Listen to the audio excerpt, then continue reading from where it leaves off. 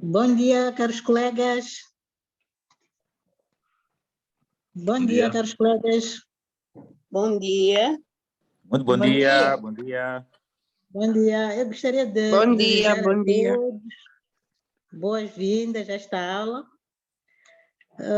Queria dizer que esta sessão é muito pertinente nesta altura que, por um lado, a pressão do trabalho é muito grande e, por outro lado, a luta pela sobrevivência também nos pressionam e, por vezes, esquecemos dos princípios básicos da nossa atividade profissional, neste caso, a ética.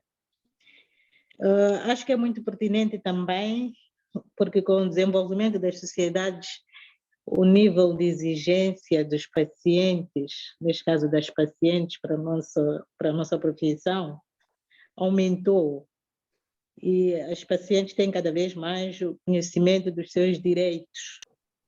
Então, o profissional de saúde precisa se defender.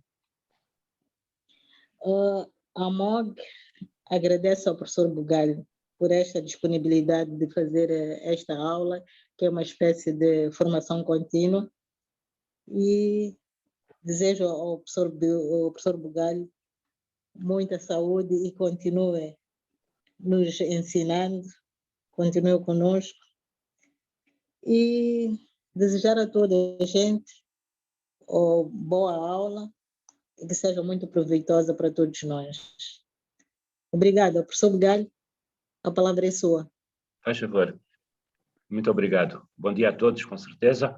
E assim, e não é uma aula, é mais uma reflexão entre nós. Por quê? Porque os hospitais públicos, os departamentos, as clínicas, a ordem dos médicos, o próprio Ministério da Saúde, têm vindo a receber queixas de forma crescente. E em todas as áreas, mas a nossa é a mais afetada. Devemos estar alerta para a prevenção de todos estes casos. Algumas queixas são indefensáveis por erros básicos. Toda a classe deve se envolver na defesa da profissão. Somos poucos e o impacto que estas queixas podem ter na especialidade pode ser devastador daqui a uns tempos.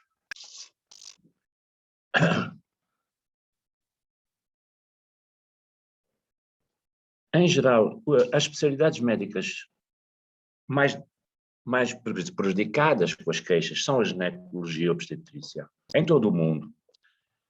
Em alguns sítios, por volta de 42% dos casos são virados para a obstetrícia e a ginecologia. Depois segue-se a traumatologia e a ortopedia, com cerca de 15% dos casos. Cirurgia plástica e cirurgia geral são os que têm mais impacto, mas sem dúvida a obstetrícia e a ginecologia em todo o mundo é a mais afetada. Com relação às partes envolvidas, existe esta curiosidade geral. A maioria das ações é promovida por pacientes do sexo feminino. Por outro lado, os médicos mais processados são do sexo masculino. Também se chama a atenção o facto que a maior parte das queixas é voltada contra profissionais médicos vinculados a empresas médicas de médio e de grande porte. O aumento destas ações decorre geralmente de uma série de fatores, dos quais se destacam a paciente atualmente mais informado, exigente e menos tolerante, mas mais acesso à justiça, queda na qualidade de serviço médico provocada por falta de estrutura e grande quantidade de pacientes por médico em determinados serviços. A necessidade do paciente também de encontrar um culpado, seja pela exigência do seu problema, pela existência do seu problema de saúde, ou por insucesso de tratamento, não considerando que a obrigação do médico é o meio, não o resultado. Por outro lado, também há de começar a aparecer uma espécie de uma indústria de indemnizações.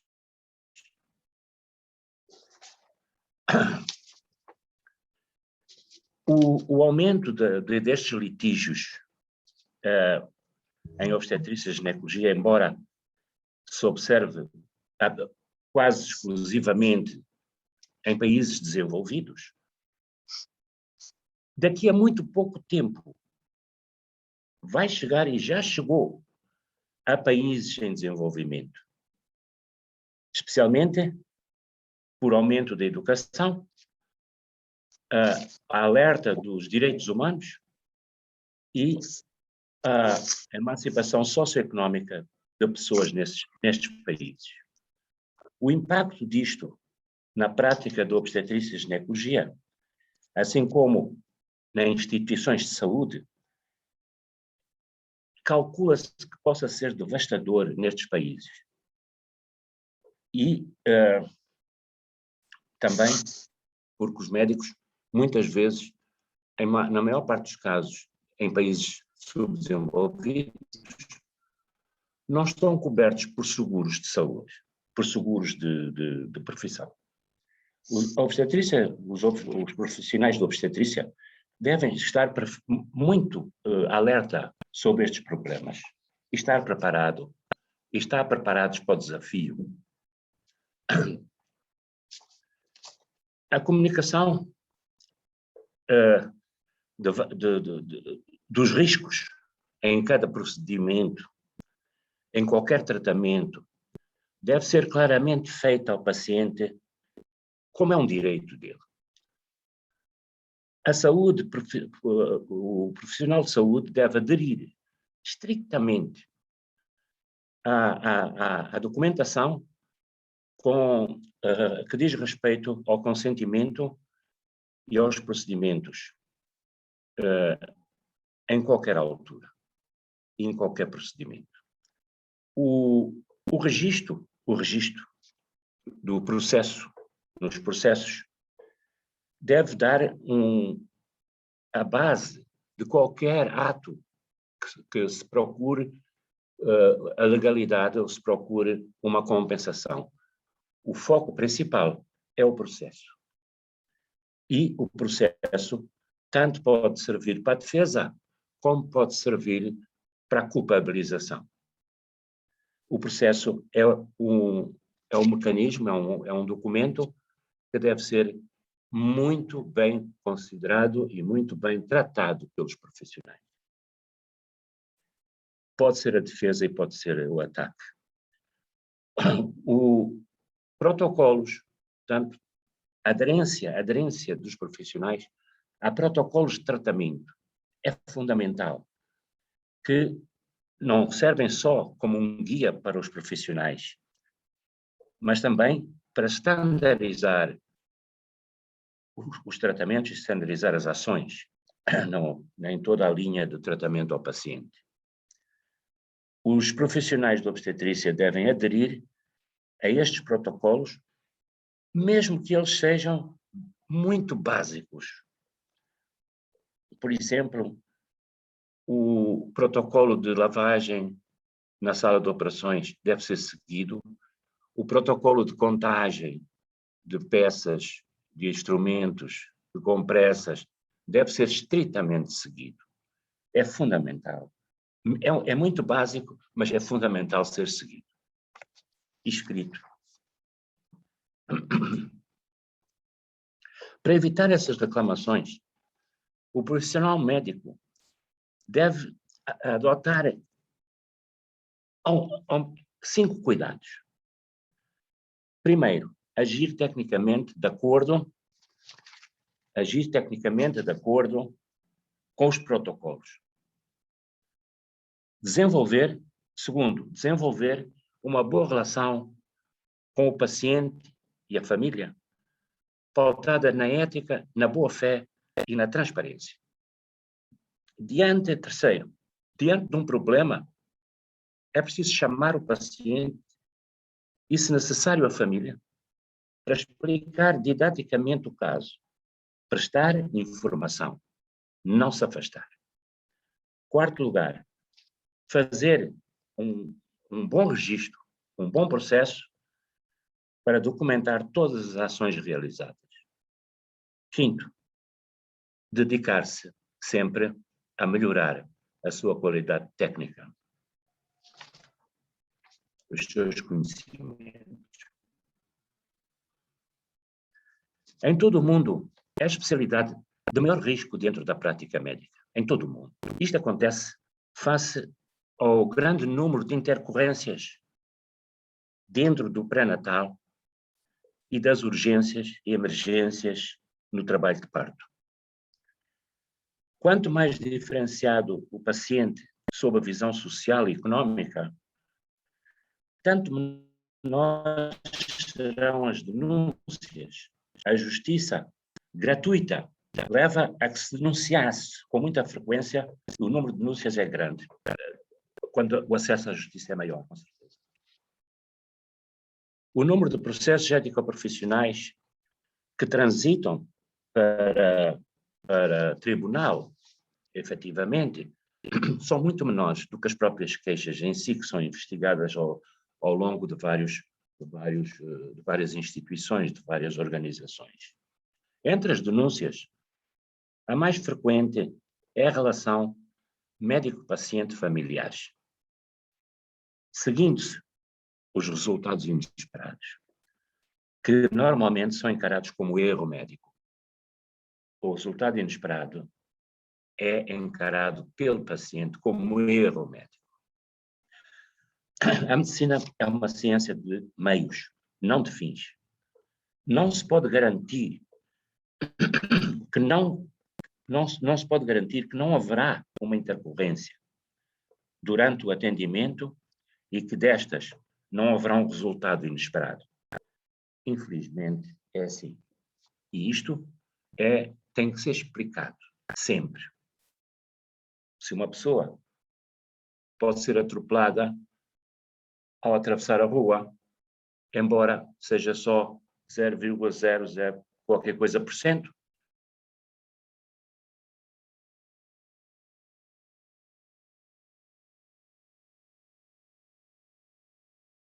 por dano provocado ao paciente, seja por ação ou omissão, caracterizado por imperícia, imprudência e negligência. Portanto, se a denúncia for caracterizada como negligência médica, ela avança normalmente para processo. O que defende o profissional ou lhe impõe penalização é, sem dúvida nenhuma, a documentação que está posta no processo clínico.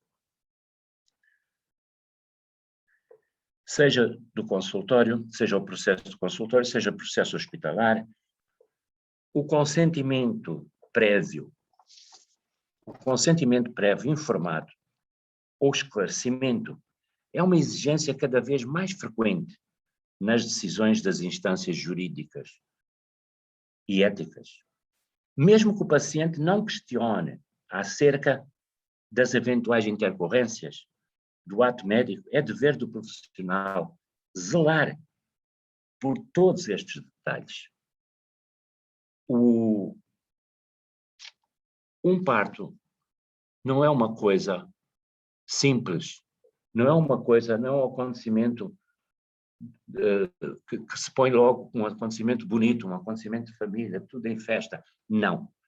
É preciso explicar que durante o trabalho de parto, antes do trabalho de parto, pode haver isto, pode haver aquilo, pode haver sangramento, pode haver descolamento, pode haver... As pessoas têm que conhecer isto, porque não é igual para todos. Como prevenir as denúncias? Existem também, já existem denúncias de assédio. Estas denúncias não têm desculpa absolutamente nenhuma, porque são evitadas com a presença constante da enfermagem ou de uma pessoa auxiliar de apoio, e o médico não pode prescindir deste apoio. Nunca. Portanto, a paciente leva quem quiser para o consultório, o marido, a família, a tia, a irmã, mas vocês têm que ter sempre alguém que vos apoia na chegada do processo, no acompanhamento da senhora à marquesa, no posicionamento, etc. Vocês têm que ter sempre alguém. Isto já dissemos há muito tempo.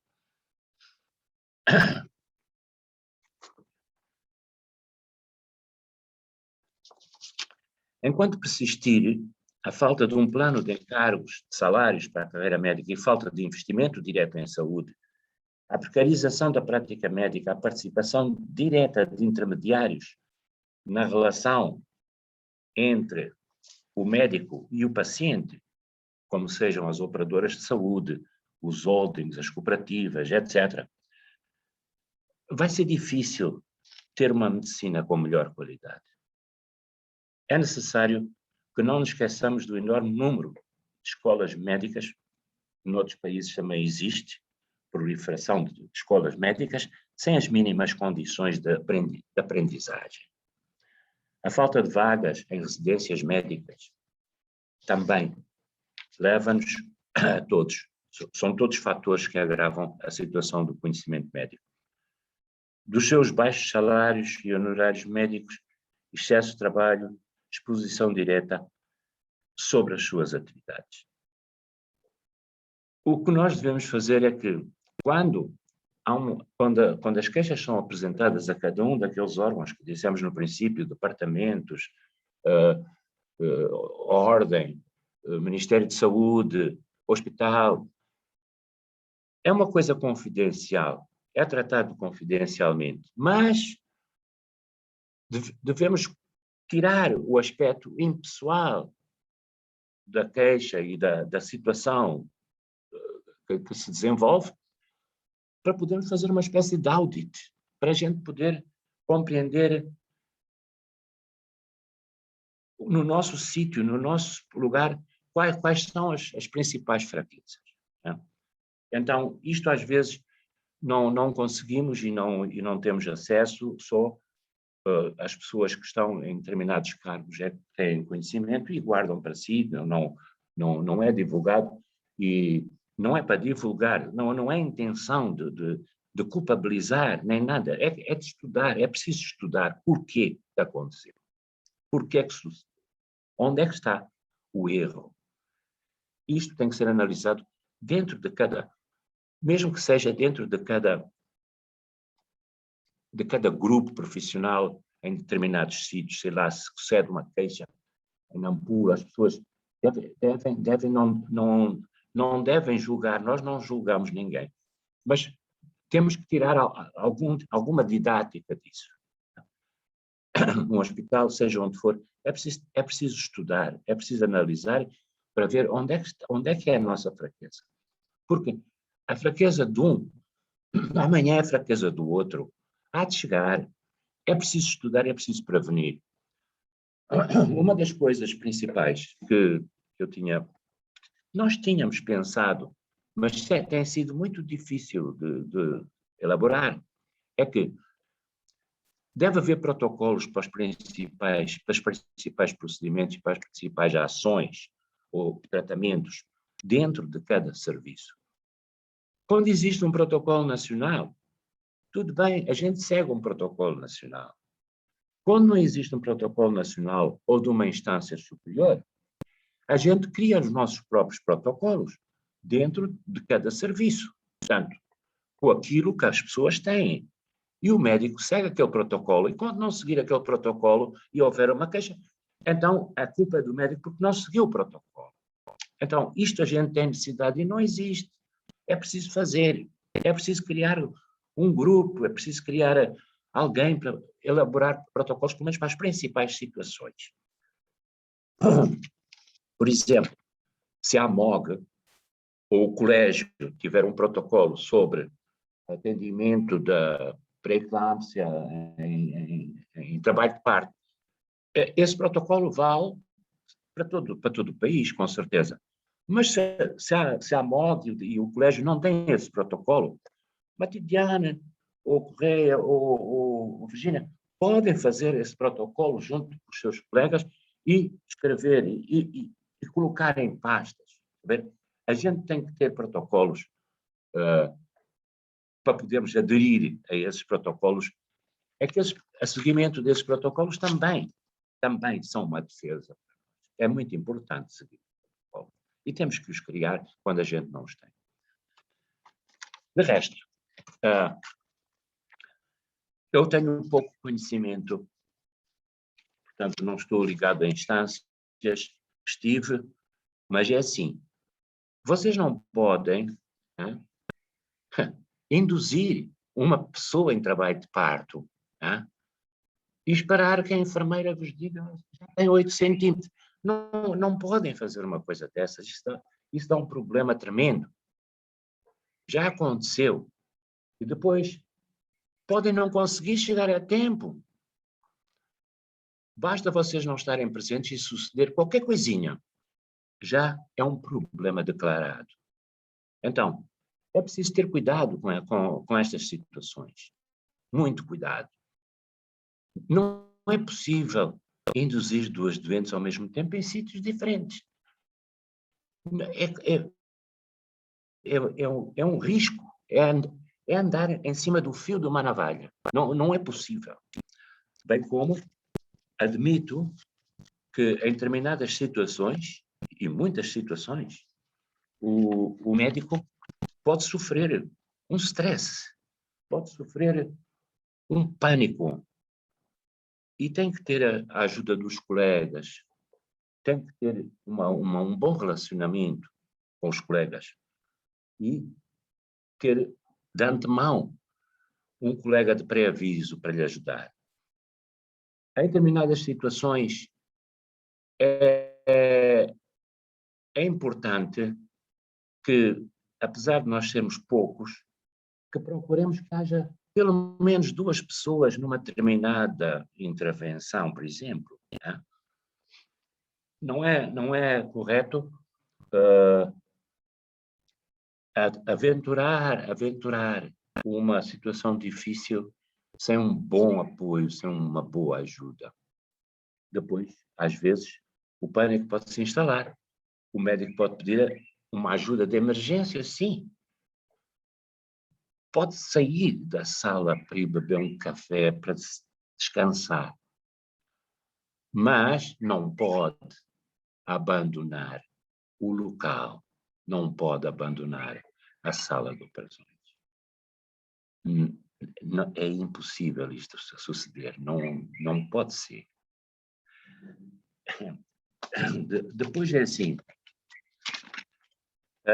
são coisas fáceis, mas toda a questão está localizada lá atrás. Bom relacionamento do médico com o paciente, uma boa explicação. Você não pode dizer assim, vamos tirar esse mioma, isso não é nada, é uma coisa simples. Não é uma coisa simples. Pode não ser.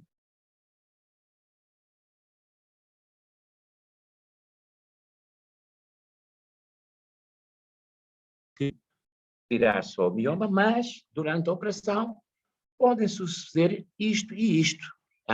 Então, isto aqui não pode ser escondido do doente. Vocês têm que dizer, absolutamente. O doente depois fica com medo, depois já não quer. Não faz mal. Não faz mal. Isto é necessário dizer.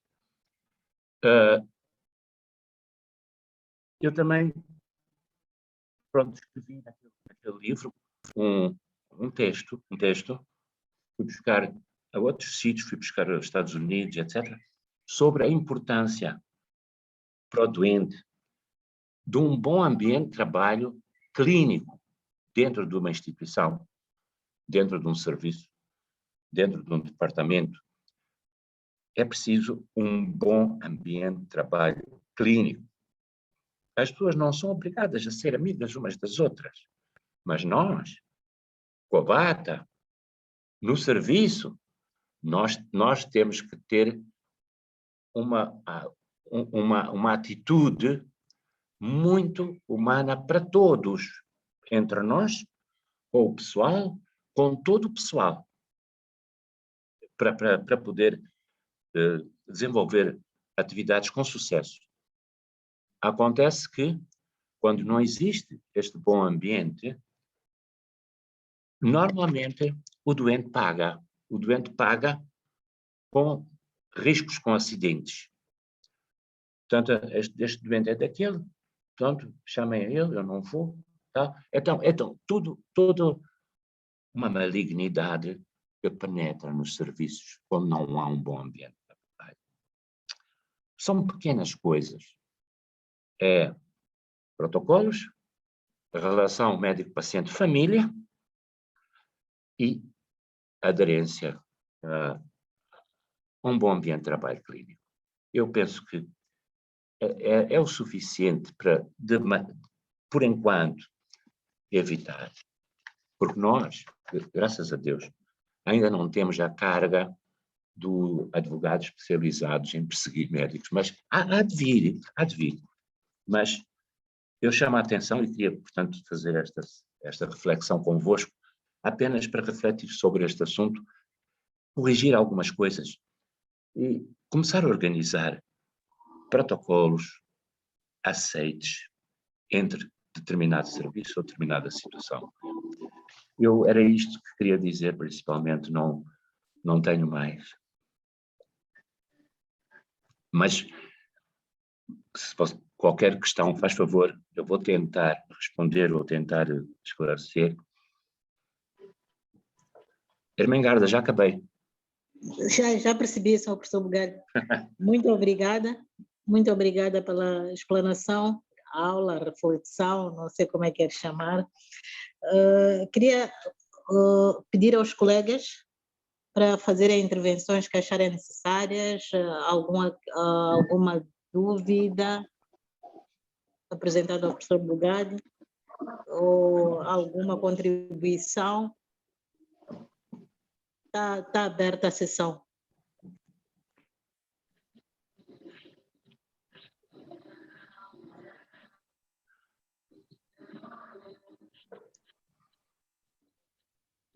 Colegas, bom dia.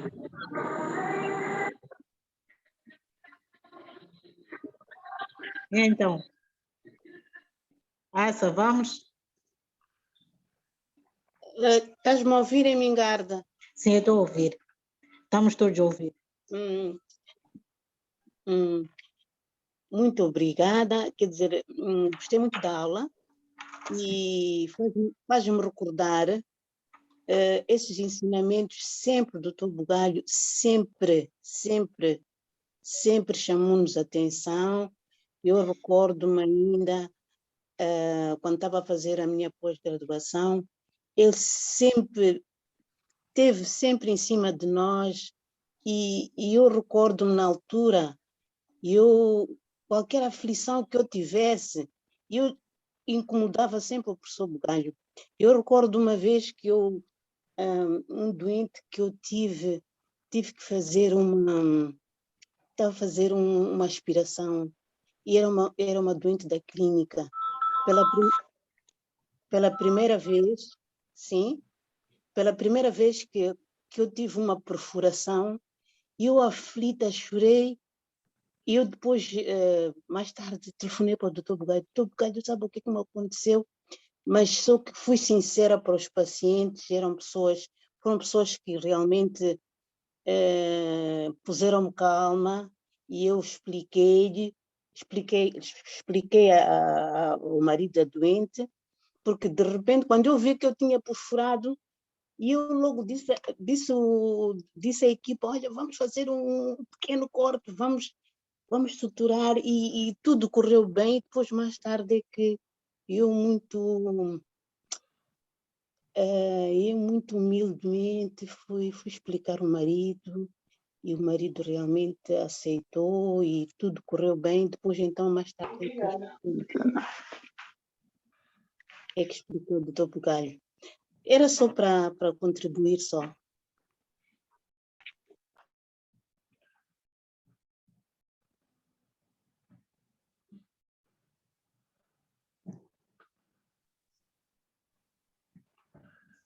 Colegas, bom dia.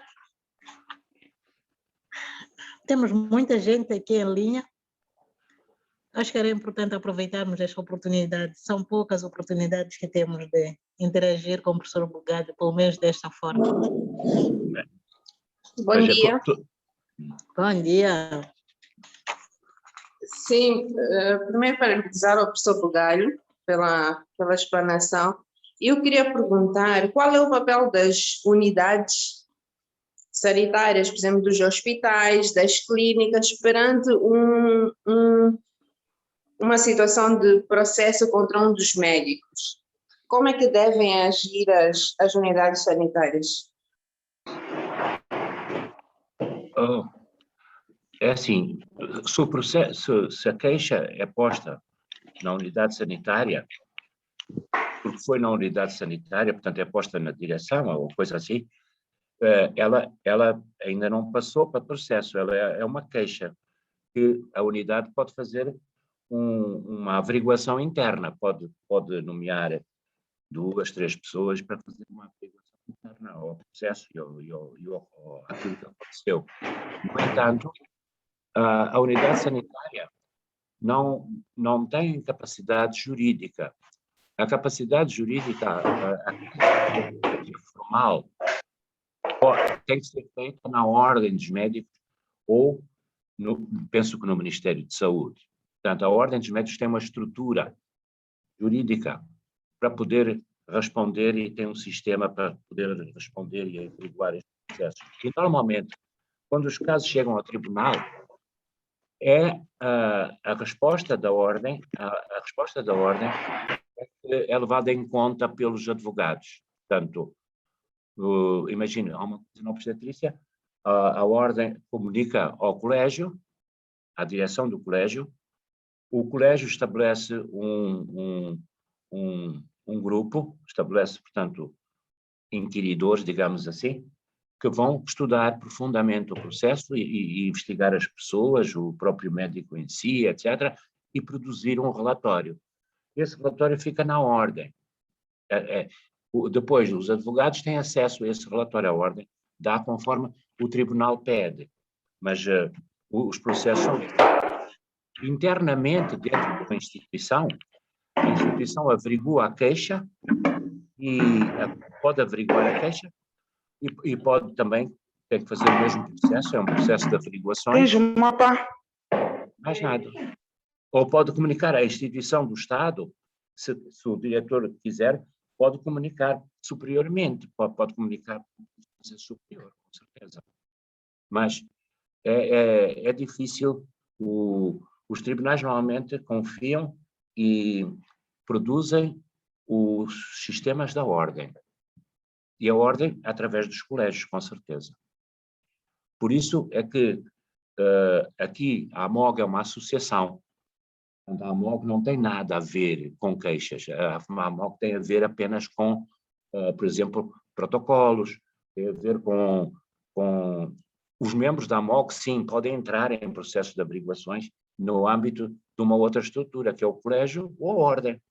Mas o papel da AMOG é didático, é de prevenção, é de instrução, etc., é divulgação e não de culpabilização ou papel de penalização, não, senhora. O nosso papel da AMOG é apenas prevenção. O colégio, sim, o colégio tem capacidade jurídica para elaborar um relatório que vale nos tribunais.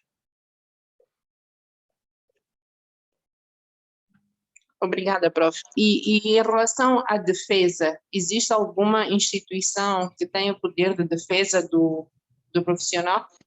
Ou tem que ser cada um por via individual? Não, a defesa do profissional é absolutamente o que se fala, não vale. O que se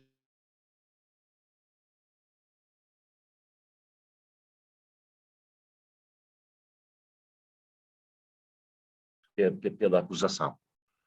O profissional, toda a defesa dele é o que ele já escreveu no processo.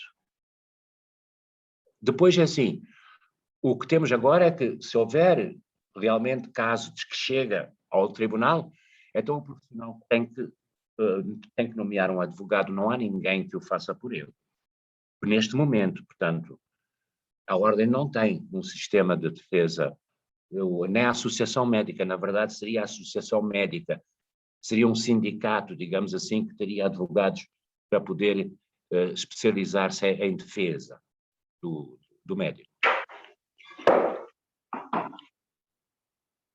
Não a Ordem propriamente, mas mais um sindicato.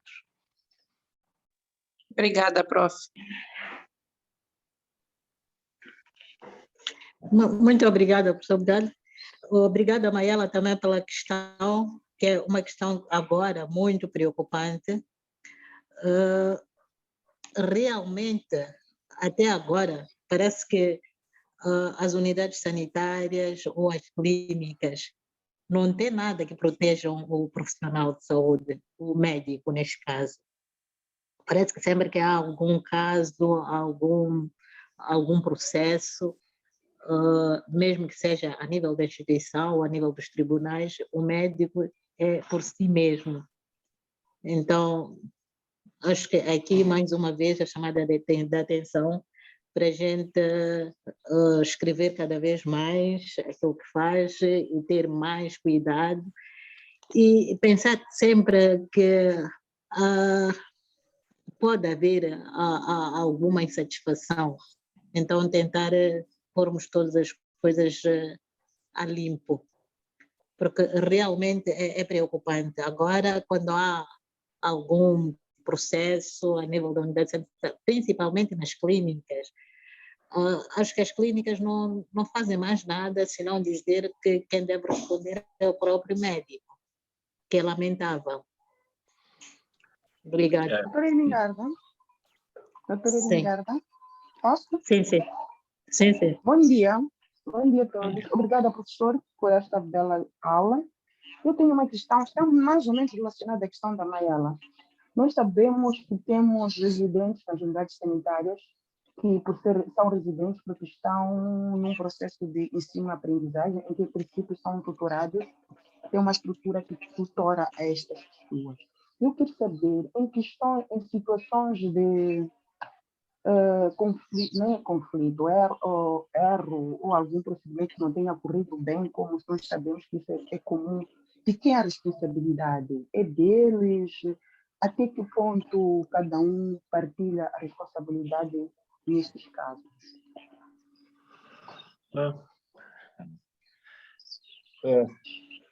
Ermengarda? Sim, professor Bugalho. Acho que esta é mesmo uma pergunta para o professor Bugalho, não é para mim, mas eu queria recordar que, por acaso, li das abordagens éticas que o professor Bugalho escreveu há pouco tempo, que o residente era da responsabilidade do tutor. Mas não vou aprofundar muito, só que o que a Joana está a dizer agora está-me a fazer lembrar isso. Mas vou deixar a cargo do professor Bugalho para explicar. Exatamente. Por exemplo, nesse caso, no caso do residente, quando o residente faz um procedimento ou teve dúvidas em fazer o procedimento e consultou, nem que seja pelo telefone, um especialista sénior, e que lhe aconselha e permite e diz, olha, faz isso, tem que ser escrito no processo também. Tem que ser escrito no processo. O procedimento em si, o residente tem que ter responsabilidade também, mas se ele consulta e está sob orientação, ele escreve que consultei fulano da tal, que me recomendou fazer isto assim, assim, assim. Sim, tem que estar escrito no processo. Isto aqui também vale como proteção e vale como defesa. Mas não há diluições de responsabilidades aqui. A responsabilidade não se dilui. Cada paciente, dentro de um hospital, ou dentro de uma clínica, ou dentro do consultório, tem um médico que é responsável por ele. Devia ter um médico que é responsável por ele. E que toma a responsabilidade de enviar para outro sítio, ou para um exame, ou para outro colega. Portanto, Mas há um que tem que ser o ponto fulcral do atendimento àquele doente. Sei lá, por exemplo, quando vais a uma cirurgia, evidentemente, e o cirurgião, o cirurgião, portanto, o principal, é o responsável pela operação.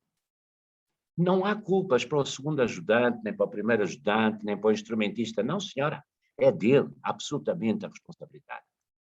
Então, isto aqui em todo o mundo é assim. Não há diluições de responsabilidade. Há coisas que se podem evitar. Por exemplo, há muito tempo a gente tentou, através da AMOG, através do colégio também, que nas salas de operações nossas se fizesse um checklist no princípio, durante e no fim da operação. Havia um modelozito que era só pôr cruzes. Né? No final, portanto, era um modelo simples de fazer pelos próprios, por um ajudante, por um assistente, para, sei lá, um almiro, uma pessoa dessas que circula, um circulante, pode fazer isso. Era uma coisa, mas nunca houve muita vontade de se fazer. E este checklist é fundamental. Era fundamental. Dentro do checklist, começava-se por perguntar ao doente, antes de ser anestesiado, se sabia em que sítio aqui ia ser operado, se sabia apontar na sua pele, em que sítio ia ser apontado, ia ser operado. Coisas muito simples. O doente diz que sim ou diz que não, põe sim ou não. Pronto, e a gente depois analisa esse checklist. Por exemplo, era perguntado, depois do doente estar anestesiado, portanto, se tinha o oxímetro de pulso, se tinha não sei o quê e tal, tem lá uma série de coisas. Depois perguntava-se se o cirurgião conhece o nome do doente, se conhece o nome do ajudante e da instrumentista e do anestesista. São coisas que parecem estúpidas, mas não. É muito importante. É muito importante uma pessoa entrar na sala saber que o anestesista é fulano tal, o instrumentista é fulano tal. Para nós até é fácil, mas pode começar a não ser. Né? E no fim, tinha, sim senhora, que as contagens das compressas e dos instrumentos estavam tal e qual como no princípio, portanto não faltou nada ali. Então são coisas destas e também tinha recomendações para o pós-operatório imediato. Vai para a enfermaria, vai para a reanimação, vai para os cuidados intensivos, vai para... Então, isto era um checklist muito simples, mas muito importante. E está feito e não se faz em sítio nenhum, de maneira nenhuma. E a outra coisa é o seguinte, na atividade clínica, ninguém sabe tudo, com certeza. Uns sabem umas coisas mais que os outros, né? Mas, mesmo que não saibam, é necessário, em algumas situações, vocês serem os primeiros a solicitar ao doente que procure uma segunda opinião, onde vocês podem indicar, sim senhora, se o doente disser, mas o doutor quer que eu vá aonde? Eu digo, olha, vai fazer ecografia com aquela médica ali, porque eu tenho aqui umas dúvidas. Eu posso não ter, mas faço na mesma, mando na mesma, fazer uma ecografia noutro sítio. É que eu sou velho e estou-me a prevenir, mas é assim, a gente tem que fazer isto, está a ver? Não podemos ter receio, não podemos ter medo de solicitar outras opiniões de colegas, absolutamente, de maneira nenhuma. E isto é seguro, o doente sente-se seguro. O doente não vai pensar que este médico não sabe, mandou-me para um que sabe mais. Não, o doente vai pensar que você é responsável, só, mais nada. Outros pormenores, outros pormenores da prática clínica, bom, eram principalmente, era isto, solicitar e promover uma segunda opinião em muitas situações de risco, sei lá, vocês têm uma grávida com 39, 40 anos, mesmo que vocês achem que está tudo bem, mandem não faz mal nenhum. É muito importante. Mas, ok, não é diluição de responsabilidade, é responsabilidade assumida e dividida com o doente, em termos de, pode acontecer que eu não veja, pode acontecer que a minha máquina seja mais, sei lá, mais antiga e não veja pormenores, pode ser que eu também não veja. Então, vá lá procurar uma segunda opinião. E é para isto que servem as pessoas que têm aperfeiçoamentos nessas áreas, na ecografia, na oncologia, sei lá, em todo o sítio. Então, o doente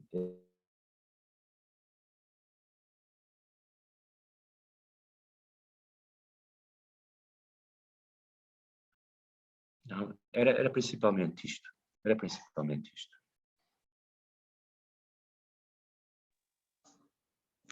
Qualquer Mengarda. Sim, professor Bugalho, há uma pergunta que está no chat que fala das queixas nas redes sociais e como é que podemos abordar isso. É assim, as redes sociais são de grande importância para a instrução da população e são de grande importância para a promoção dos direitos dos cidadãos e são fundamentais. Mas, infelizmente, quando se chega ao problema do conflito e da queixa, as redes sociais são, digamos, escandalosas, querem tirar o maior proveito do escândalo e etc. E não levam a nada, porque aquilo não serve para nada. Hein? O que serve é realmente o apuramento do inquérito, o apuramento das responsabilidades, os documentos que existem, as coisas que foram feitas, etc. Eu acho que vocês não devem dar excessiva importância às redes sociais nesse sentido. Mas, por exemplo, se uma instituição é atacada, a instituição, pronto, como habitualmente costuma-se fazer, não é? Faz um comunicado acerca um comunicado de imprensa bem elaborado, sobre o assunto. Isso aí não vejo problema. Mas assim, tratar de quesílias individuais através da imprensa, não façam isso.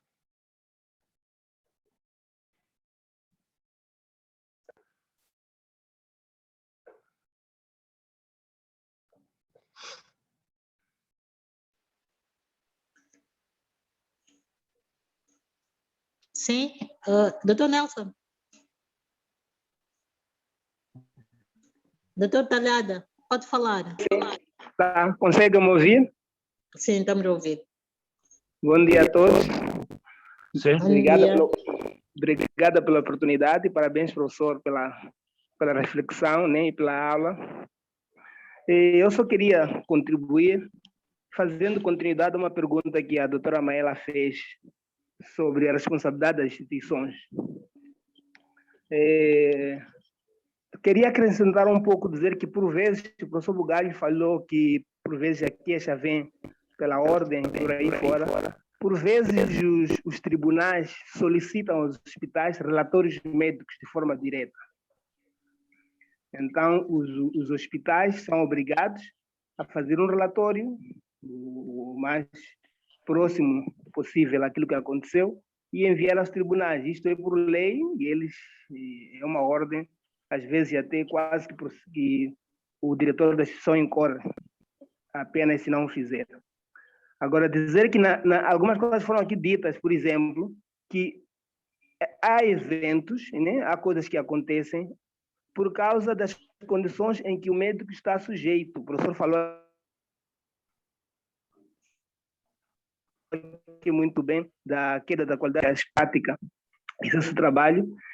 Então, na altura em que o hospital vai ao processo tirar de lá a informação referente a uma certa assistência a um paciente ou vai ao livro de ocorrências, é importante que encontre lá alguns elementos que protejam o médico. Quer dizer o quê? Às vezes que o processo não espelha ou a ocorrência não espelha tudo que aconteceu naquele dia. todas as dificuldades que houveram. Atualmente, toda a gente esconde, mas há problemas de coisas simples como catéter. A pessoa vai a um turno e tem 10 catéteres. Então, o médico tem que escrever na ocorrência que eu comecei o turno com 5 catéteres. Então, na altura em que for feito o relatório médico, a equipa que estiver a fazer vai ter em conta esses elementos de que provavelmente naquele dia, ou pelo menos pelo aquilo que está aqui espelhado, não haviam condições suficientes para assistir esse paciente. E o hospital não vai ficar todo dia. Quando estiver a fazer o relatório, vai perceber que por detrás de tudo isso que aconteceu está aqui bem espelhado qual é a responsabilidade da instituição ou do sistema. Mas às vezes isso não está lá e tudo vai cair nas mãos do médico. Sim. Obrigado. Obrigado, doutor Nelson. Obrigado, doutor Nelson. Sim. Mais intervenções, colegas? Sim? Não consigo ver, parece que alguém levantou a mão, mas não estou...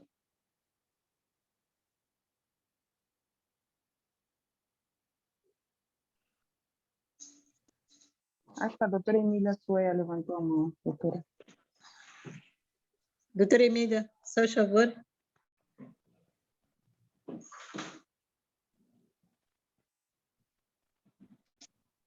Bom dia, colegas.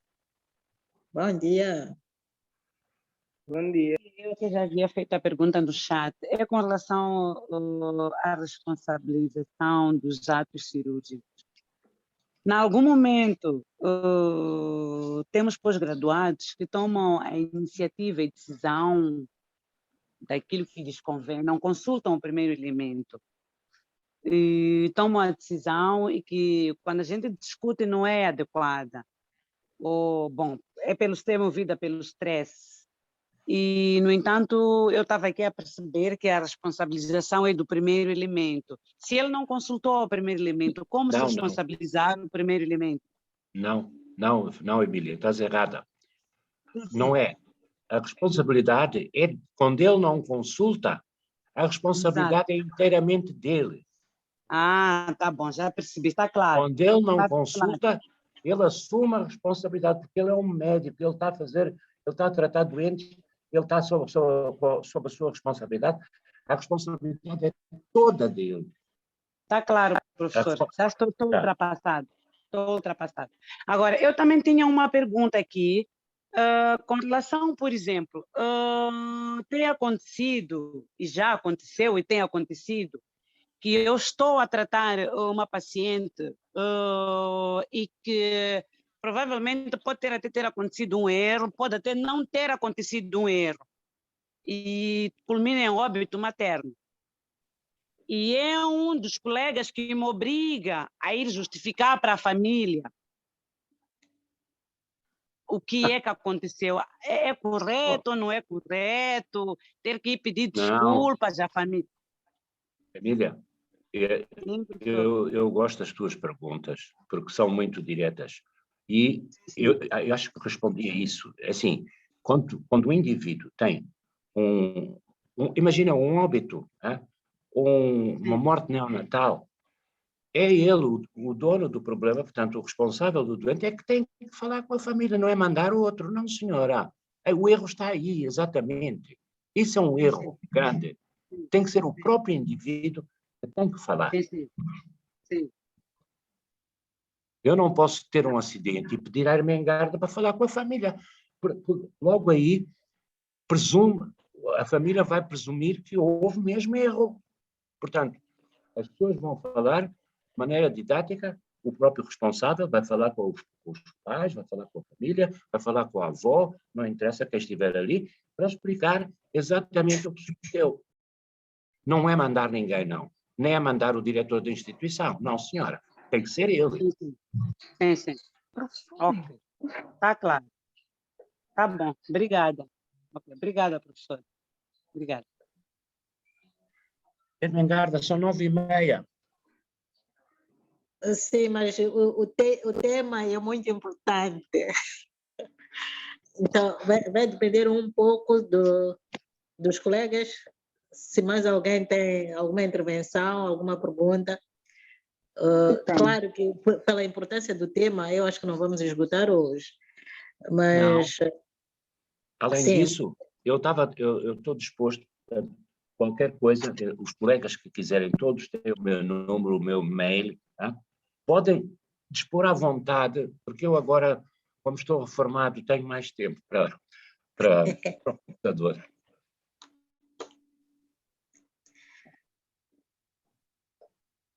Sendo assim, muito obrigada, professor Doutora. Bugalho.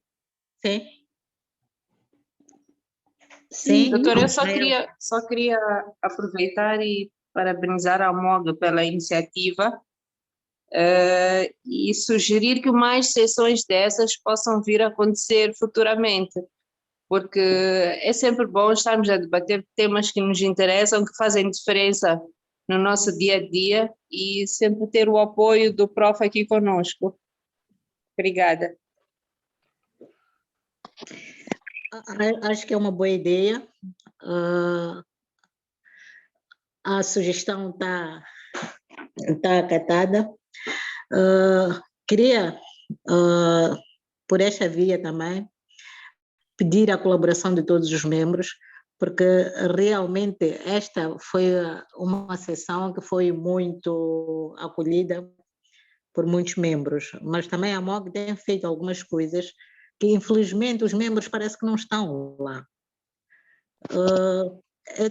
Tivemos que fazer assim uma mobilização, eu Eunice principalmente teve que fazer ativamente uma mobilização quase que individual para cada um, porque estávamos com receio que puséssemos o professor Bugalho a falar para 2, 3 pessoas, porque não sei o que está a acontecer, se calhar vamos precisar também de um livro de sugestões para dizer o que é que a MOG deve fazer, para ver se ficamos mais juntos, temos mais intervenções, porque muitas das vezes quando se põe uma questão em discussão, os membros quase que não participam, pelo menos a maior parte dos membros.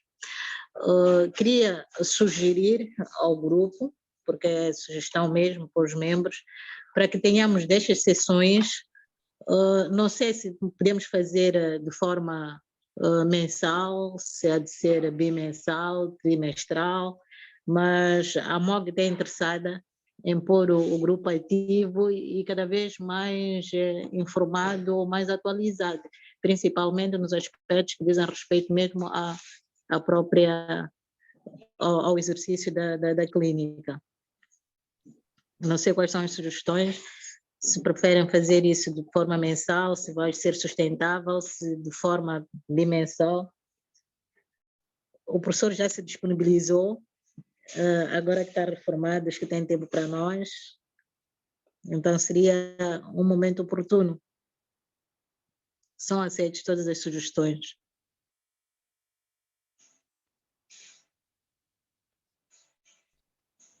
As pessoas podem ir pensando e fazendo as sugestões por via do grupo, do WhatsApp, ou então pelo mail, etc. Não precisa de ser agora, já. Tudo bem. Então, permitam que consideremos a sessão terminada. Muito obrigada, senhor professor Bugalho. Obrigada a todos também que puderam intervir, puderam participar. Sei que algumas pessoas tiveram dificuldade em ouvir, mas acho que não foi da organização, é um pouco, se calhar, por individualmente, os aparelhos individuais. Muito obrigada, bom fim de semana para todos. Voltamos a comunicar a próxima sessão.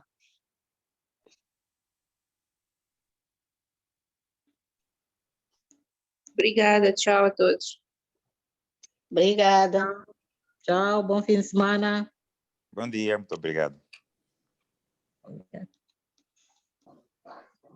Obrigado.